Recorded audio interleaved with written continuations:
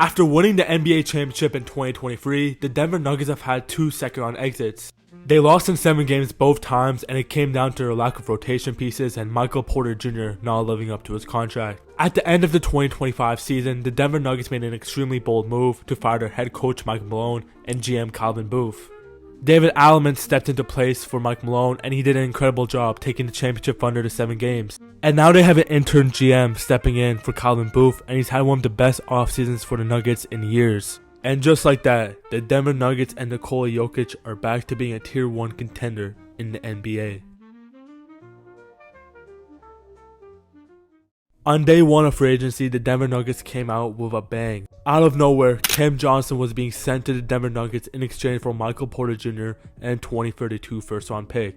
And that's the second I knew that the Denver Nuggets are serious about building a contender around Jokic next season, and they're done wasting time. In the past 2 off seasons, the Denver Nuggets have lost rotation players like Kentavious Caldwell-Pope and Bruce Brown, so their team was just getting worse over time. Now this season, they were on the other end of that equation, and they were the ones adding good rotation players. Now it was pretty obvious for some time now that Michael Porter Jr. was going to have to go. His contract was awful, and he was making near max money to be a negative player come playoff time. This season he had a bit of an injury excuse, but he was still awful in the second round against OKC, and it was awful last year against Minnesota.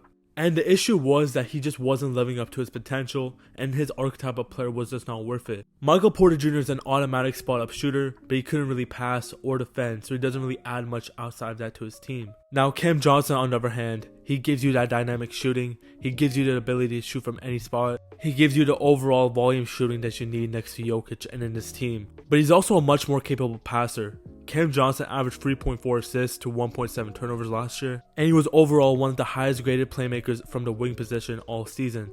He's a very capable passer overall. He can pass off the catch, he can pass off of the drive, and going from a player who's basically incapable of making quick decisions with the ball to a player who's a pretty capable decision maker is going to be a big change for this offense.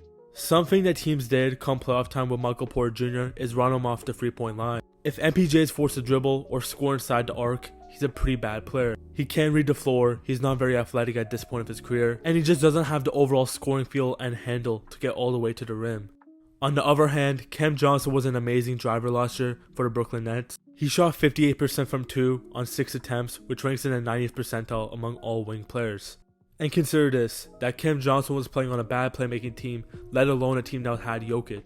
He didn't get that many open looks, and there was really no one on the court that could create an advantage for him. So Cam Johnson was forced to find ways to score in tougher ways, like dribble handoffs, off screens, off movement, tougher type of shots. Yet still, despite that, and playing on a really bad Brooklyn Nets team, he was still one of the most efficient wings in the NBA. I'm just very excited to see how impactful it can be as a true off-ball player next to Jokic and Murray. When he played in Phoenix next to Devin Booker and Chris Paul, he was consistently ranked as one of the most impactful wings in the NBA, usually ranking top 50 in the NBA overall. And I'm just very excited to see the 5-man of Murray, Braun, Cam Johnson, Aaron Gordon, and Jokic. It feels like almost everyone there is capable of making good decisions, of playing off the catch, and they're obviously all comfortable shooters to an extent. The other 4 starters plus MPJ was already one of the best lineups in the NBA over the last few years, and I think this one could surpass that. Now, I already laid out a pretty fair comparison between MPJ and Cam Johnson, but I think the biggest difference is defensively. Cam Johnson is not some amazing defender, and I don't think he's a game changer there at all, but I think it's a case of addition by subtraction, and I think Michael Porter Jr. was legitimately a bad defender. He had slow feet, he wasn't athletic, and again, he just really wasn't a high IQ player. On the other hand, Cam Johnson's a very high motor player defensively. His fluidity and size gives him a chance to fight through screens, gives him a chance to fight through plays, and he definitely has some limitations guarding these quicker guys, especially on the perimeter, so I wouldn't expect him to be any point of attack guy for them going forward. But he's definitely a very solid team defender, he makes very good decisions on closeouts, he makes very good rotations overall, and he has pretty good instincts. And like we saw in the playoffs this year, I think David Alleman's going to run a lot of zone defense, a lot of gap defense, so having smart team defenders is more important than having good on-ball guys, and Cam Johnson fills that. Now, going back to the trade, trading an unprotected 2032 pick is obviously risky, but when you have the best player in the world like Nikola Jokic, you have to make that risk. The old front office just managed everything wrong. They lost KCP, they lost Bruce Brown, and relied on late first-round picks and early second-round picks to replace them, and that obviously didn't happen. Going out to get you a proven player like Cam Johnson, which also opens up a lot of cap space, is definitely worth one protected first-round pick. Now, this does mean that Denver doesn't have control on their first-round picks until 2033. Calvin Booth traded a bunch of their protected first round picks to OKC in 2027 and 2029. Now, how much of this matters, I don't know. Jokic's playstyle doesn't really feel like one that's going to regress really heavily, and he's been very healthy over the course of his prime. So if you're Denver, you're really preparing to just build around Jokic until he retires at this point. Now, because they traded Michael Porter Jr. for Cam Johnson straight up, they opened up a lot of cap space. And this led them to their first big signing being Bruce Brown. Bruce Brown was an integral part of their 2023 championship run. And again, having a lot of smart players around Jokic, players who understand where to be on the floor, understand when to cut, is a huge part. And on this current Nuggets team, only Aaron Gordon really screams that, but now they have Bruce Brown back. I'm guessing Russell Westbrook's gonna go, so he brings some secondary ball handling to the bench, but more importantly, another smart team defender, and for a team that's been pretty bad at defense, especially the last 2 years, this is gonna be a huge positive for them. Bruce Brown also unlocks some small ball looks at the 4 or 5, where he can do some stuff as a grab and go forward, kind of playing like that Josh Hart role. He's a pretty low volume shooter, but he's definitely capable of making them. And again, this is just a high field player, a player with chemistry with Jokic and this core, and going to be a good rotation player no matter what. This Nuggets team is relying on end of bench young guys like Julian Strawther and Peyton Watson in must-win playoff games, so getting proven rotation guys is definitely a plus. Overall, he's just a very layered player, a player with a lot of good skills, a player who doesn't have many weaknesses. And if you remember at the time, losing Bruce Brown after the 2023 championship was a big deal, so getting him back on a minimum deal is perfect. Now the next 2 moves that the Nuggets did really put them over the top and really strengthened their rotation.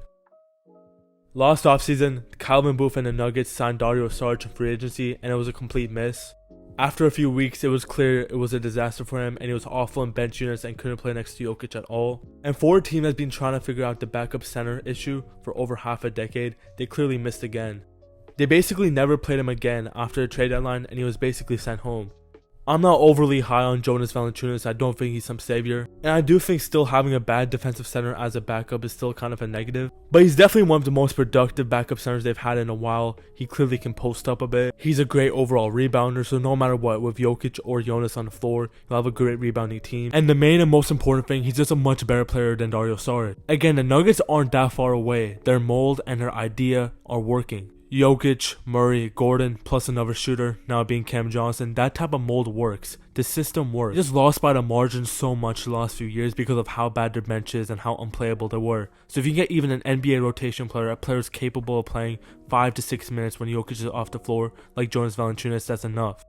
The one issue here is that Valanciunas' deal has 1 more year on it. But again, if you wanted to get off Dario Saric's contract, you had to take in some negative. So far in the Nuggets offseason, they basically swapped Dario Saric for Jonas Valanciunas, Michael Porter Jr. for Cam Johnson, and added Bruce Brown for practically free. But their last signing might have been the most shocking one of them all. Tim Hardaway was legitimately productive for the Pistons last year and started 77 games. He gave them a very needed volume shooting boost while also being passable on defense. And considering a pretty bad playoffs and his age, I didn't really expect Tim Hardaway to get a big long-term contract, but signing for the minimum is a steal for the Nuggets. Again, we have to consider how bad some of these end-of-the-bench guys for the Nuggets were last year, and Tim Hardaway is a significant upgrade. He was just a starter on a playoff team who played 28 minutes, and again, the shooting next to Jokic will be huge. He shot 56% on wide open threes last year, and the Denver Nuggets are one of the best teams at generating wide open threes in the post. The issue for the Nuggets against the Thunder this year was their poor spacing and the Thunder wanting to help off any player they had on the court. Russell Westbrook, Peyton Watson, Jalen Pickett, etc. When a guy like Julian Strawther had his little microwave stretches, that was so big for the offense. Having a guy like Tim Hardaway who can do that on a lot more volume is going to be very important. And I think Tim Hardaway signing a 1-year prove-it deal speaks to how Jokic is respected around the league. All players have consistently got paid the second they play with Jokic. You look at Aaron Gordon, Bruce Brown, KCP, etc. Jokic gets role players paid, and Tim Hardaway is perfect to play that role. He's definitely not a perfect player, he's definitely a player who's going to make a lot of mistakes, he still has some crazy decision making at times. But for a bench unit that's pretty dead and doesn't have much offensive juice, sometimes you need guys like that are willing to take tough shots. And the value at a minimum contract for that caliber of shooter is immaculate. Before I leave you guys, I just want to say, if you aren't subscribed, please do so. 99% of the people watching are not subscribed, and I'd really appreciate if you guys do support the channel. Now, all in all, the Western Conference is stacked next year and loaded up. The Thunder are champions, the Rockets added Kevin Durant, the Mavericks are adding Cooper Flag, the Nuggets are now improved. I'm really excited to see how the top 4, top 5 of the Western Conference shakes up, but I think the Nuggets just put themselves back in the mix to be the top tier contender in the NBA. Months ago, people were talking about how the Nuggets are wasting Jokic's prime, and I think they just did everything right in the last few months. And now, maybe arguably, this is the best Nuggets team in the Nikola Jokic era. If you guys enjoyed this video, please like and subscribe. Please support the channel. Put any comment about basketball, the Nuggets, or the video in general, and I'll be happy to answer. I appreciate you guys for listening this far. Thank you.